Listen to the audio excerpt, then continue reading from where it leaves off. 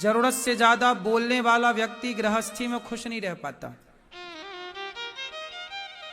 जो व्यक्ति कम बोलता है गृहस्थी में, जो अपनी पत्नी का सम्मान करता है गृहस्थी में, जो अपनी गृहस्थी के लिए बिल्कुल रेडी रहता है,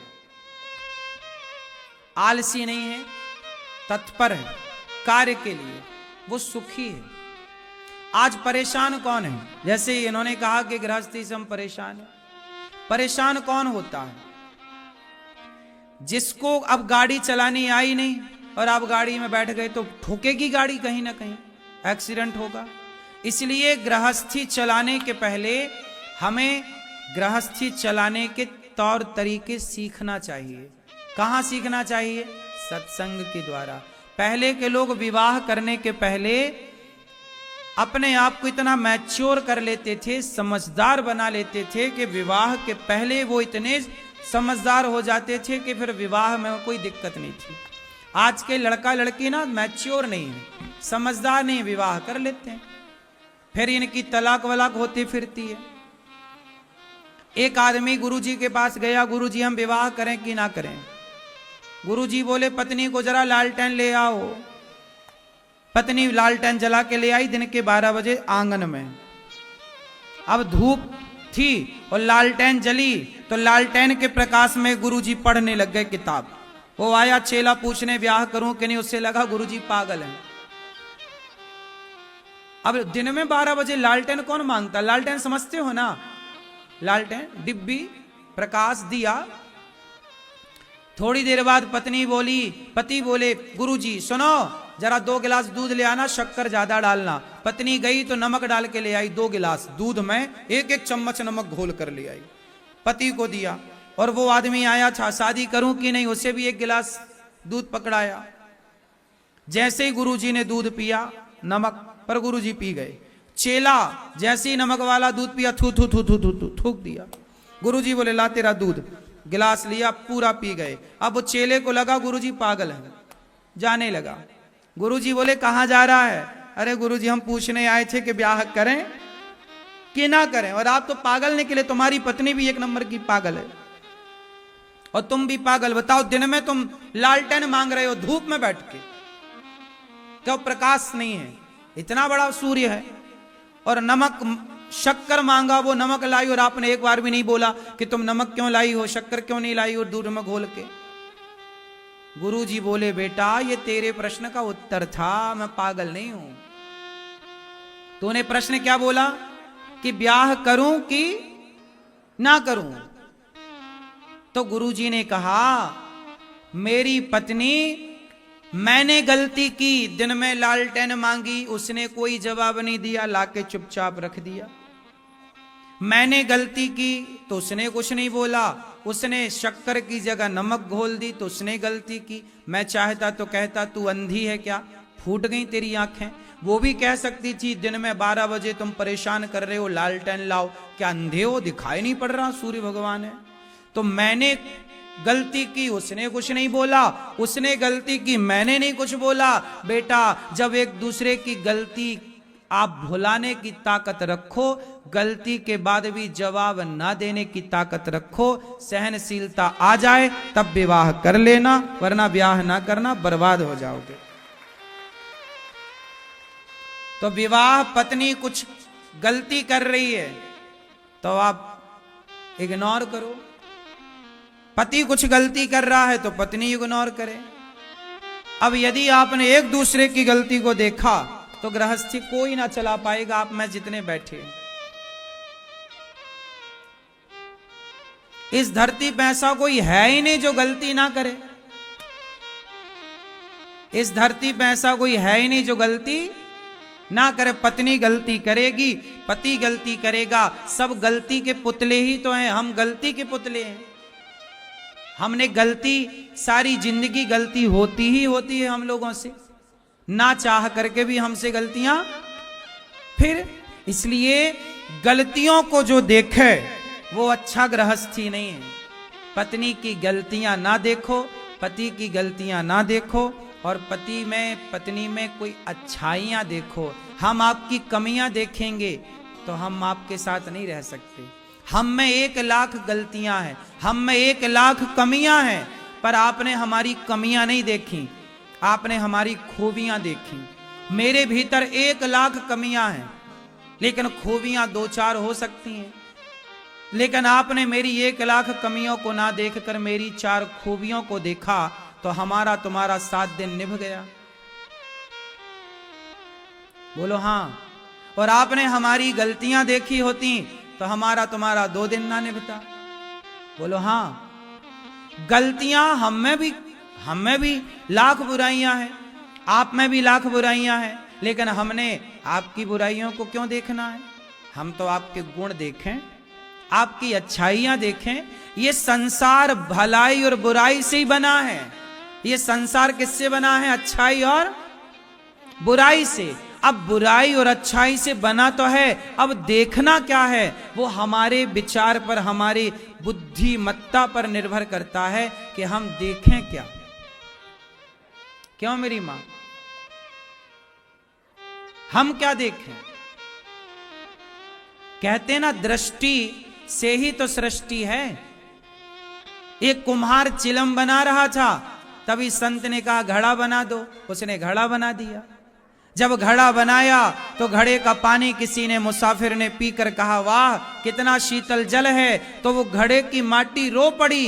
घड़े की माटी ने कहा कुम्हार तूने तो मुझे चिलम बनाने के लिए उठाया था, पर किसी साधु के कहने से घड़ा बना दिया, तो आज देख इस घड़े का पानी पी करके लोग कितनी दुआएं दे रहे हैं। आज तेरे कारण इस माटी के घड़े को दुआएं मिल रही कि घड़ा कितना शीतल जल देता है।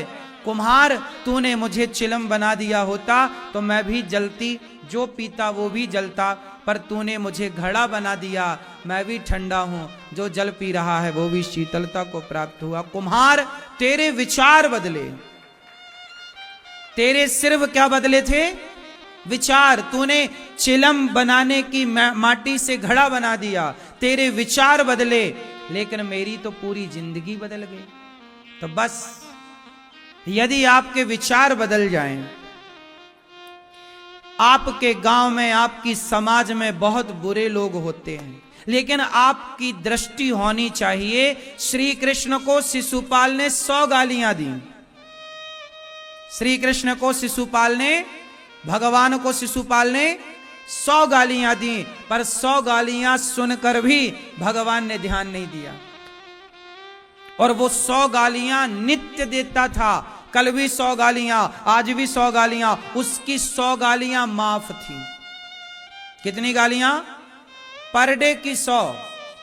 कल भी 100 दिया, आज भी 100 दिया, पिछले 1 महीने पहले भी 100 दिया, रोज 100। जब भी कन्हैया मिलते 100 गालियां देता, सबके सामने देता।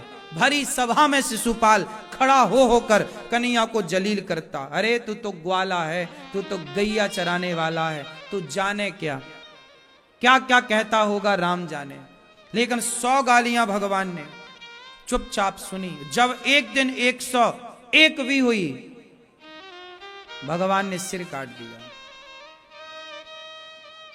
शिशुपाल में इतने अवगुण थे, फिर भी भगवान ने उसे दंडित नहीं किया।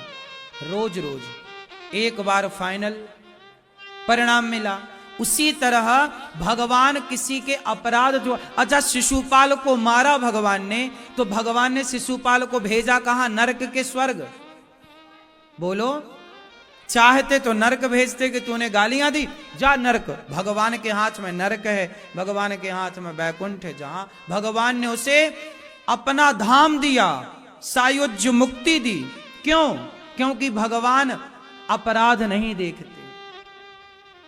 मैं करोड़ों बार अपराध कर चुका, करोड़ों जन्म का अपराधी हूं, लेकिन भगवान ने अपराध देखे होते तो अपने वृंदावन में थोड़ी बसाते। अपराध भगवान नहीं देखते तो अपराध हम क्यों देखें? हम आपकी बुराई क्यों देखें? इसलिए एक बात जीवन में याद रख लेना, ये मेरी अंतिम बात है ज्ञान की, कि कभी किसी की बुराइयां मत देखना। बुरा तो संसार है। कबीर जी क्या कहते? बुरा जो देखन मैं चला, बुरा ना मिलिया, जो दिल खोजा आप ना हमसे बुरा ना बुरा तो संसार में सबसे ज्यादा हम हैं और हम दूसरों को बुरा बुरा बुरा बुरा कहते हैं। इसलिए जो व्यक्ति स्वयं को देखता है उसे सब कोई देखता है, जो दूसरों को ही देखता रहता है उसे कोई नहीं देखता। इसलिए खुद को देखिए, खुद को बेहतर बनाइए, खुद को ठीक करिए। जब आप खुद को ठीक करेंगे सब ठीक हो जाएगा। भगवान के 16,108 विवाह हुए, प्रत्येक रानी से 10 बेटा 1 बेटी भई, इतने विवाह करके भी भगवान प्रसन्न है। और आप एक विवाह करके परेशान हो क्यों? क्योंकि आपको गृहस्थी चलानी नहीं आई। भगवान ने इतने सारे विवाह करके बताए समाज को कि देखो गृहस्थी चलानी कैसी। हर हाल में पॉजिटिव रहना है, हर हाल में प्रसन्न रहना है, हर हाल में ईश्वर का धन्यवाद करना है, तब तो गृहस्थी चलेगी, आप जीवन में खुश रहोगे। वरना शिकायत शिकायत है तो मर जाओगे, शिकायतों का पार ना पा पाओगे, शिकायतों का कोई अंत ना होगा। करते रहो शिकायतें, शिकायतों भरा जीवन जीते रहो। भगवान श्री कृष्ण और रुक्मणी जी प्रेम से ना वो गृहस्थी में खुश भी रहते हैं। थोड़ा हंसी मजाक भी किया करो, पत्नी के सामने थोड़ा मजाक पत्नी से किया करो, पति से किया करो, थोड़ा जिंदगी में ना प्रसन्नता हो। भगवान ने 84 लाख योनियां बनाई, लेकिन हंसने का मौका केवल आप लोगों को दिया। आपने कभी कुत्ते को हंसते देखा है? गधे को देखा होगा, बिल्ली को? इसलिए हंसो, मुस्कुराओ, हर हाल में प्रसन्न रहो। गृहस्थी का मतलब मैया मुंह बना के बैठना नहीं, स्माइल करना, प्रसन्नता। मैया हंसो जरा, देखें तुम्हारी लिपस्टिक दांतों में तो नहीं लगी। हमारी माताएं कई बार लिपस्टिक ऐसे लगा लेती है दांत लाल हो जाते, ऐसा लगता पान खाए हैं। मैया तुम दांत काहे छिपा रही हो अपने?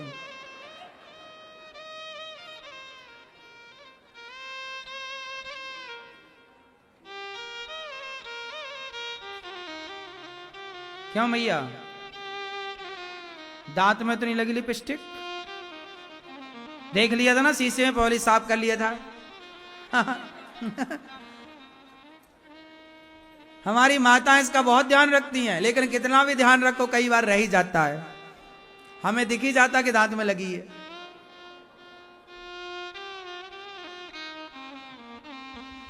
तो इस तरह खुश रहना चाहिए। खुश रहना भगवान सिखाते मंदिर में बैठे कन्हैया प्रसन्न मुद्रा में। इसलिए भगवान के मंदिर में भगवान कैसे हैं?